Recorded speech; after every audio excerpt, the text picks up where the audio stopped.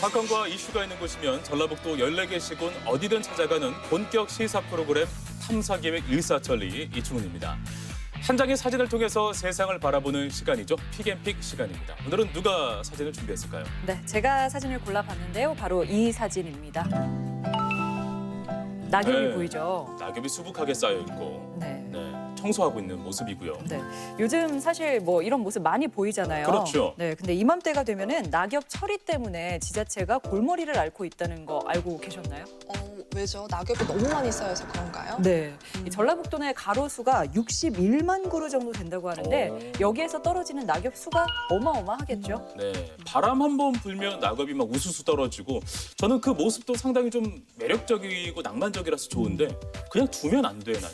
이게 그냥 둬도 되긴 할 텐데 네. 민원 때문에 지자체 입장에서는 신경을 쓸 수밖에 없다고 해요. 민원이 또 문제가 되는군요. 네. 그럼 저렇게 수거한 낙엽은 나중에 어떻게 되는 겁니까? 지금 전라북도의 경우에는 재활용 없이 소각하고 있는데요. 예. 예전에는 일부 지역에서는 퇴비로도 사용하고 했는데 이게 낙엽에 뭐 일반 쓰레기며 담배꽁초며 같이 들어오다 보니까 분류하는 데 시간이 너무 오래 걸려서 지금은 그냥 소각한다고 합니다. 네. 보기에는 굉장히 좀 낭만적이고 좋았는데 현실적으로는 그런 어려움이 좀 있었습니다. 예. 낙엽 처리에 좀 아무쪼록 대책이 마련됐으면 참 좋을 것 같고 아울러서 우리 주민들도 좀 이해를 부탁드리는 말씀을 좀 전합니다. 네. 오늘 준비한 소식을 각자 전해주시죠. 지난 2월이었죠. 폭설이 내리던 날 남원 3해 2터널에서 발생한 연쇄 추돌 사고 기억하실 겁니다.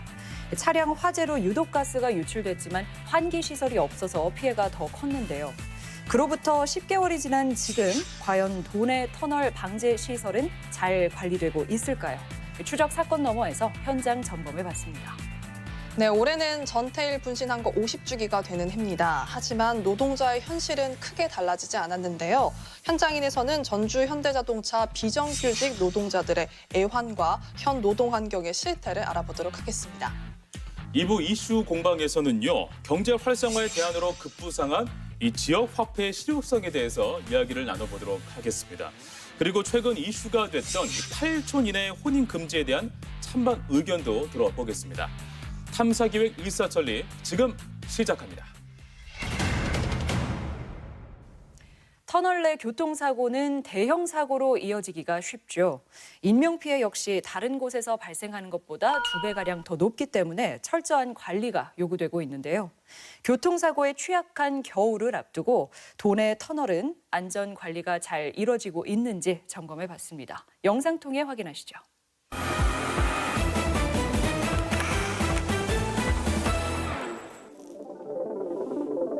지난 2월 남원 3해 2터널에서 발생한 연쇄 추돌 사고. 차량 30여 대가 잇따라 부딪힌 뒤 불이 나 5명이 사망하고 40여 명이 중상을 입는 대형 사고였습니다. 저도 정말 충격적이었어요. 유독가스를 컨트롤하는 역할을 하고 배출하는 역할을 하기 때문에 반드시 있어줘야 되는 시설 중에 하나인데 지금 제트팬이 하나도 존재하지 않는다는 것은 문제가 있다라고 보여지고요. 터널 내 화재가 발생 시 대형 인명사고로 이어질 그런 상황이고요. 현재까지 아무런 대책이 없는 그런 안일한 행정을 펼치고 있습니다. 3해 2터널에서 발생한 대형 참사. 10여 개월이 지난 지금 과연 도내 터널 안전은 어떨까? 대형 사고는 되풀이되지 않을 수 있을 것인가? 터널 내 안전관리 현황을 추적 사건 너머에서 점검해봤습니다.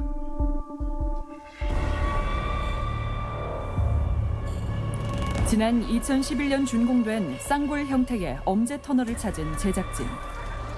전문가는 화재 발생 시 현장 대응을 위한 소방 설비의 관리가 미흡하다고 지적합니다.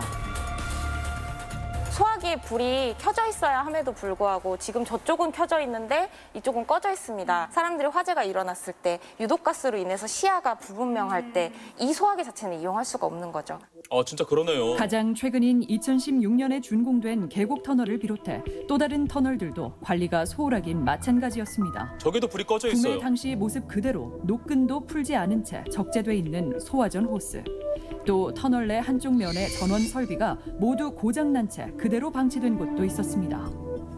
사실은 그 터널이 오래될수록 화재 위험성은 더 높아질 수밖에 없고 또한 소방 시설조차도 노후화될 가능성이 높기 때문에 터널에 관련 법은 강화되는 경우가 많습니다. 그래서 거기에 따라서 소급 적용돼서 좀 새로운 설비, 아주 좋은 설비들을 계속 보강할 필요가 있다고 생각합니다. 그런데 또 다른 공통점을 발견할 수 있었습니다. 국토부 관련 지침에 따라 연장 등급 3등급 이상의 터널은 피난 연결 통로 또는 격벽 분리형 피난 대피 통로를 설치해야 하지만 사고 시에 대피할 수 있는 시설은 그 어디에도 없었습니다. 대피하는 전국 장소가 도로관리사업소에 중요하죠. 따르면 도내 피난 대피 시설이 설치된 500m 이상의 터널은 전무한 상황. 만약에 우리 터널에 차량이 폭파되고 대형 화재가 발생하고 그랬을 경우에 운전자와 동승자는 어디로 대피하죠? 지침 제정 이전에 그 터널이 만들어졌기 때문에 아마 그때 당시에는 이런 고려가 안 된 것 같습니다. 전북도의회 행정사무감사에서 터널 안전관리 문제를 지적한 이 의원은 터널 안전 불감증이 심각하다고 말합니다. 전라북도 지방도 500m 이상 터널 10군데 중 피난 대피 시설은 한 군데도 설치가 안 돼 있는 상태입니다. 터널 내 화재가 발생 시 대형 인명사고로 이어질 그런 상황이고요. 현재까지 아무런 대책이 없는 그런 안일한 행정을 펼치고 있습니다. 한 군데도 없다는 게 다소 피난 충격인데요. 연결 통로는 터널 내 화재나 붕괴가 발생했을 때 안전하게 다른 터널로 대피할 수 있는 비상 통로를 말하며 격벽 분리형 피난 대피 통로는 본 터널 내에 격벽으로 분리해 화재 연기와 열로부터 보호받을 수 있는 시설입니다. 그런데 계곡 터널을 취재하던 중 용도를 알 수 없는 수상한 시설을 발견하게 된 제작진. 교수님 여기가 네. 피소 같기도 한데요. 네네. 근데 이쪽에 안내하는 표지판은 대피 방향으로 해서 나갈 수 있는 방향만 안내를 하고 있지 이것 자체는 지금 사용 금지가 되어 있는 상황이기 때문에 제대로 사용하지 않고 있는 것 같습니다. 하필 또 제작진은 사용 정확한 용도 파악을 위해 직접 문을 열고 들어가 봤습니다. 이건 어떤 공간이에요? 이제 이 부분이 설치를 하시려고 하시다가 지금 공사가 중지가 된 것 같은 느낌이 들거든요. 피난 대피 시설 설비가 미흡해 보인다는 전문가의 의견. 실제 곳곳에 공사가 마무리되지 않은 흔적을 확인할 수 있었습니다. 전문가는 사고 발생 시 이곳 대피 시설로 피신한다면 더 큰 위험에 빠질 수 있다고 지적합니다. 길이 막혀버리고 지금 현재 여기 보시는 것처럼 사용 금지라고 되어 있습니다. 이런 경우에 이쪽에서 사람들이 옹기종기 모여 있을 경우에는 문틈 사이로 유독가스가 들어올 확률이 높습니다. 대형 사망사고나 이제 부상사고가 발생할 수 있게 되겠죠. 질산을 실은 탱크로리가 뒤집히며 화재가 발생해 유독가스 유출로 더욱 피해가 컸던 3회 2 터널 사고. 심지어 터널에는 환기시설조차 없었습니다. 해당 사고 이후 국토부는 피난 대피 시설이 미흡한 500m 이상 터널에 재현 설비를 의무화했습니다. 터널 내에서 차량 화재가 발생했을 때 유독가스가 발생을 할 수가 있습니다. 그러면 대부분의 사람들이 차량 화재로 사망하시거나 부상을 입으시기보다는 유독가스로 인해서 이제 부상을 입으시거나 사망하실 확률이 높으시기 때문에 맞아요. 이 재현 설비가 굉장히 중요한데요. 이 재현 설비의 역할은 그 유독가스를 환기시켜주거나 구간에 설치를 해가지고 유독가스를 배출해내는 역할을 합니다. 도내 500m 이상 터널 10곳 가운데 재현 설비를 갖춘 터널은 단 3곳뿐. 실제 다수의 터널 화재 현장에 출동했던 한 소방관은 터널에 재현 설비가 갖춰지지 않았을 때 화재 진압과 구조에 어려움이 따를 수밖에 없다고 이야기합니다. 우리가 보통 화재를 진압할 때 연기 같은 경우는 이제 그 유독가스 같은 포함되어 있어서 이제 질식을 일으키기도 하지만 그 소방관의 시야를 가려서 소화 활동에도 방해가 되거든요. 네, 그래서 이제 우리가 화재 진압할 때 일반 건축물에서도 배연 작업은 이제 아주 중요한 작업 중 하나인데 터널 같은 경우는 저희가 인위적으로 이렇게 배연 작업하기가 어려워요. 터널을 설치할 때부터 재현 설비를 갖추는 것이 중요할 수 있습니다. 그러니까 필수 장치네요. 지방도를 관리하는 전라북도 도로관리사업소를 찾아간 제작진. 과연 도내 터널 내 소방 방제 시설은 어떻게 관리되고 있을까?